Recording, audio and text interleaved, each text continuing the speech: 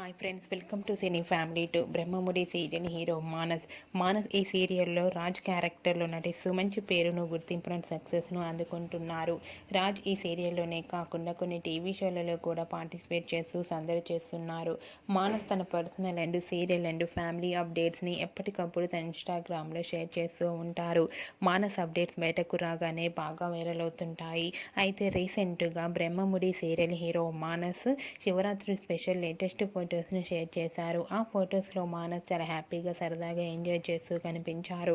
ఆ ఫొటోస్ చూసిన వారంతా నైస్ పిక్స్ అంటూ కామెంట్స్ పెడుతున్నారు.